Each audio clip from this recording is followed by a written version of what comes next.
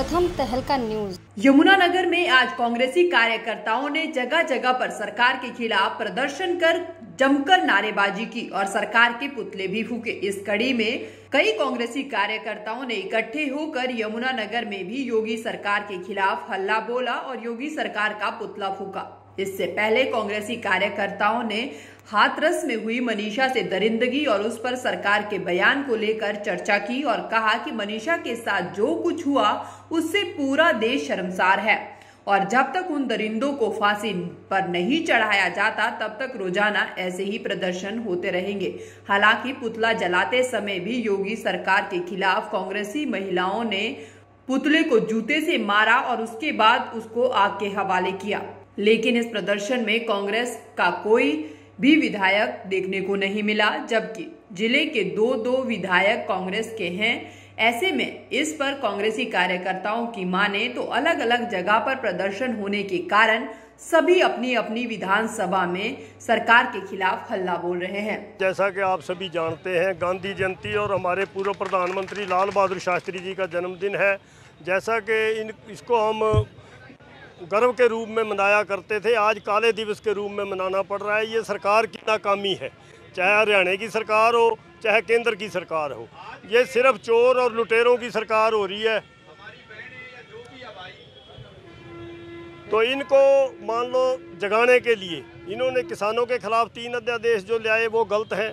जो हाथरस में मनीषा वाल्मीकि के साथ ये रेप हुआ, फिर उसकी धक्के से संस्कार कर दिया गया, ये सब इनके अहंकारी रवैये हैं। इनके अहंकारी रवैये ख़त्म होने चाहिए। इसीलिए समय समय पर धरना प्रदर्शन होते रहते हैं, सभी पार्टियां करती हैं।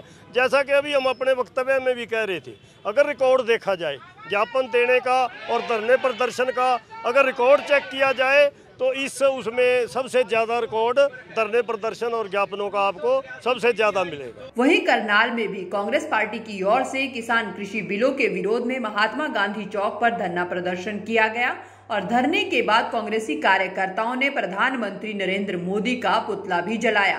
कांग्रेस के धरने पर पूर्व विधानसभा स्पीकर कुलदीप शर्मा सहित बड़ी संख्या में कांग्रेसी कार्यकर्ता मौजूद रहे।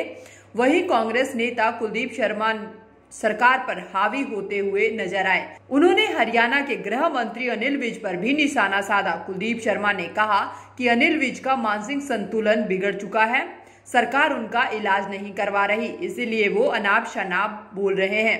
दरअसल कुलदीप शर्मा ने अनिल विज के उस बयान पर जवाब दिया जिसमें अनिल विज ने कहा था कि हम राहुल गांधी को हरियाणा में प्रवेश नहीं करने देंगे। कुलदीप शर्मा ने इस पर पलटवार करते हुए कहा कि अगर अनिल विज और उनकी पार्टी में हिम्मत है तो राहुल गांधी को रोक कर दिखाए।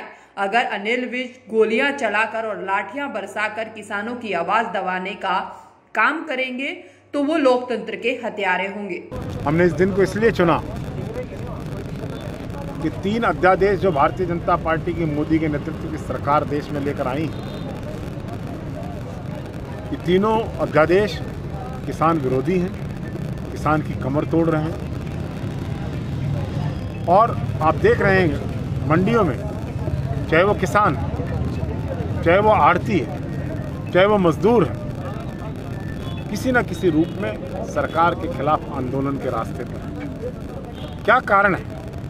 कारण एक ही है, कानून तो ले आए लेकिन एमएसपी का प्रोविज़न उसमें सुनिश्चित नहीं किया गया। अगर एमएसपी पर प्राइवेट प्लेयर, प्राइवेट परचेजर फसल को नहीं खरीदेगा तो सरकार ने कोई ऐसा प्रोविज़न नहीं किया कि उसके खिलाफ कोई कानूनी कार्रवाई की। फिर सरकार कहती है कोई किसान कहीं भी बेच सकता है। आज उत्तर प्रदेश का धान हरियाणा में नहीं आने दिया जा रहा, राजस्थान का मक्का और बाजरा हरियाणा में नहीं आने दिया जा रहा। तो जो सरकार कह रही है उसका विरोधाभास साफ दिखाई दे रहा है। ऐसी परिस्थिति में सरकार झूठ के सहारे नहीं चलेगी। हमने आंदोलन का सहारा लिया।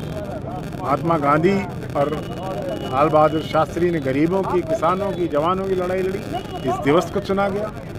तो नरेंद्र मोदी का पुतला इसलिए फूका गया कि इन तीनों अध्यादेशों के लेखक, प्रायोजक, director and producer Narendra Modi हैं। दूसरी बात, हरियाणा के गृह मंत्री ने कहा है कि अगर राहुल गांधी हरियाणा में आएंगे तो हम उनको आने नहीं देंगे। देखिए, गृह मंत्री जो हैं अनिल विज, उनका काफ़ी समय से मानसिक संतुलन खराब है और इलाज सरकार इनका करा नहीं रही, इसलिए अनाप शनाप बातें ये कह रहे हैं। अगर हिम्मत है अनिल विज में या उनकी पार्टी में तो राहुल गांधी को रोक कर दिखाएं। पुलिस का सहारा लेकर, लाठियां बरसाकर, गोलियां चलाकर अगर किसानों की आवाज़ को दबाने के लिए अनिल विज ये काम करेंगे तो अनिल विज लोकतंत्र के हत्यारे और किसानों के विरोधी के रूप में यूपी में भी धक्का मुक्की की गई जाने में। यूपी की सरकार भयभीत थी, डर गई थी कि सच्चाई भी उजागर हो जाएगी और राहुल जी जाएंगे तो आंदोलन खड़ा हो जाएगा, इसलिए उनको जाने से रोका। और इसी नीयत से कि हरियाणा में जो किसान पहले ही आंदोलन की राह पर हैं, वो आंदोलन और भड़क ना जाए, राहुल गांधी का उसको नेतृत्व प्राप्त ना हो जाए, ये सरकार भयभीत होकर इस रास्ते पर। जो 3 अध्यादेश का बिल किसान विरोधी पास हुआ है, ये काला कानून है, उसको लेकर अखिल भारतीय कांग्रेस कमेटी के आह्वान पर आज हर एक ब्लॉक स्तर पर प्रदर्शन किया गया। करनाल में भी प्रदर्शन आपके सामने हुआ है और अब जो काला कानून है इसका डट कर विरोध किया जाएगा। अध्यादेश के खिलाफ हर जगह पे, हर स्तर पर इसका विरोध किया जाएगा।